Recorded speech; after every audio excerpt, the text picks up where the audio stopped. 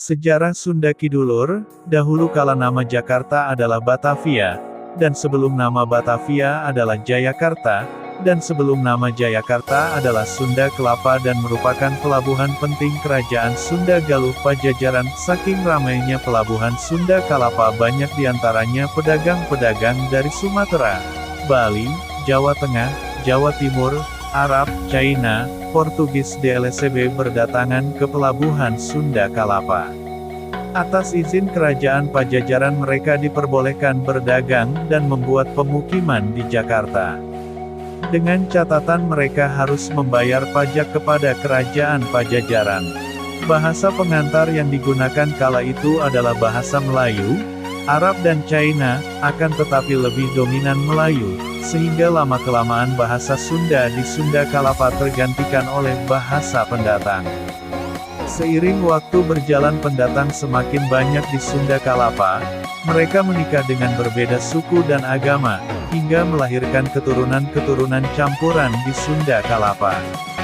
Lalu datang aliansi Demak, Malaka menyerang pelabuhan Sunda Kalapa, dan mereka berhasil merebut Sunda Kalapa dari tangan kerajaan Pajajaran. Sehingga membuat pribumi asli di Sunda Kalapa yaitu orang Sunda tersingkirkan dan mengungsi ke sebagian wilayah Tatar Sunda. Tokoh atau dalang dari penyerangan itu adalah Fatahillah. Setelah mereka berhasil menguasai Sunda Kalapa, nama Sunda Kalapa digantikan dengan Jayakarta yang artinya kemenangan. Tentara Demak dan Malaka mereka membuat pemukiman hingga menyebar ke berbagai wilayah Tatar Sunda seperti Cilegon, Serang, Tangerang hingga Jonggol, dan tentunya Sunda Kalapa. Mereka menikahi penduduk setempat dan enggan kembali ke kampung halaman. Ketika zaman Belanda, Jayakarta berhasil direbut oleh Belanda dan nama Jayakarta diganti menjadi Batavia. Ketika zaman Belanda, para pendatang saling berbaur antar satu sama lain yang berbeda etnis, bahasa dan agama. Mereka saling menikah, dan melahirkan percampuran antar suku Jawa, Melayu, Ambon, Bali, Madura, China dan Arab, dan melahirkan keturunan campuran di Batavia. Karena terlalu lama di Batavia mereka sudah lupa dengan jati diri. Maka ketika zaman Belanda mereka mulai mencari identitas dan membuat suatu perkumpulan komunitas bernama Batavia hingga suatu ketika berganti lagi menjadi komunitas Betawi. Kala itu di Batavia bahasa Melayu menjadi bahasa pengantar, akan tetapi sedikit campuran China, Arab, Portugis, Jawa. Bahkan kebudayaan pun campur aduk. Maka muncullah istilah bahasa Melayu Kreol, Betawi. Bahasa Lu Gua adalah bahasa China Hokkien. Bahasa Ente asal kata dari Anta adalah serapan dari Arab. Bahasa Encang-Encing asal kata dari Encik adalah serapan dari bahasa Melayu. Sapaan Abang adalah sapaan untuk orang Sumatera, Melayu. Sapaan None asal kata dari bahasa Indonesia Nona. Sapaan Nyai adalah serapan dari bahasa Sunda. Akhiran kata mah adalah murni bahasa Sunda. Contoh, Lumah, kalau bahasa Sundanya Siamami. Dan masih banyak lagi karena terlalu panjang. Pasca merdeka, nama Batavia digantikan menjadi Jayakarta lagi, lalu berganti lagi menjadi Jakarta. Pada saat itu komunitas Betawi semakin banyak, dan mereka mulai menamakan diri sebagai suku Betawi. Dipilihlah Jakarta sebagai ibu kota Indonesia. Pada waktu itu negara Indonesia hanya melingkupi wilayah Jakarta, Sumatera, Sulawesi dan Riau, Madura dan Bali saja.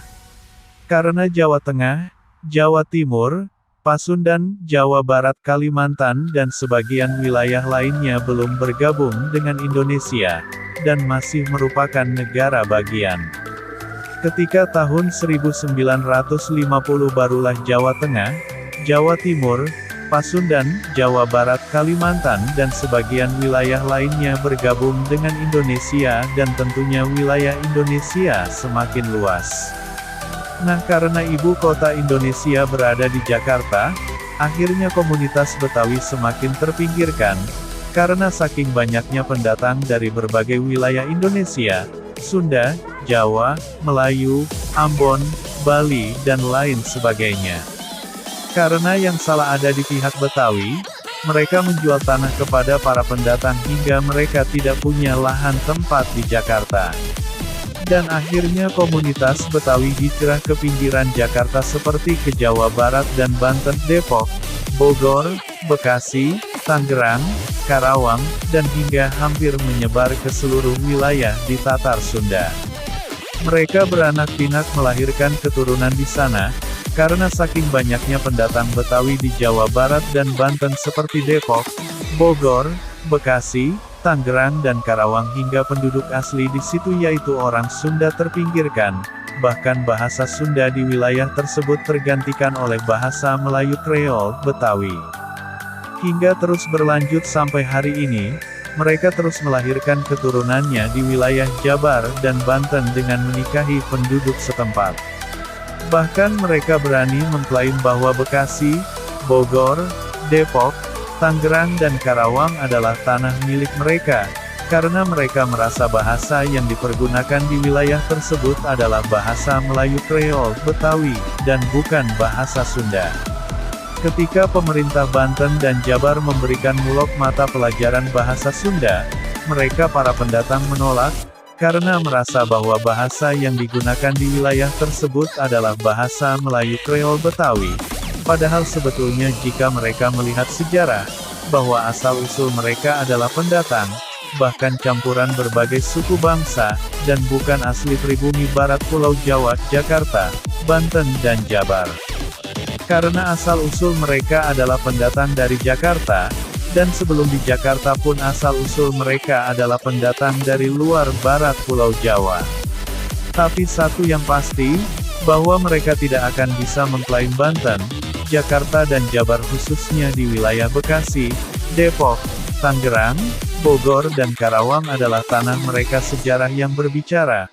Bahkan sejarawan dunia Tome Pires dari Portugis dan Lance Casles dari Australia pun telah meneliti dan mengakui bahwa pribumi asli barat Pulau Jawa adalah orang Sunda Galuh Pajajaran, yang sekarang disebut orang Sunda. Nama Sunda diambil dari nama kerajaan di barat Pulau Jawa. Makanya mereka para pendatang tidak akan bisa melepaskan wilayah Bodetabek dari Jawa Barat, walaupun kebanyakan penduduk Bodetabek adalah para pendatang. Karena status wilayah tersebut diakui oleh sejarah dunia adalah milik orang Sunda. Walaupun ada beberapa wilayah Tatar Sunda yang lepas dari Jawa Barat seperti Cilacap dan Brebes yang dimasukkan ke dalam Provinsi Jawa Tengah, padahal dari sejarahnya Cilacap dan Brebes adalah termasuk ke dalam wilayah kekuasaan Kerajaan Sunda.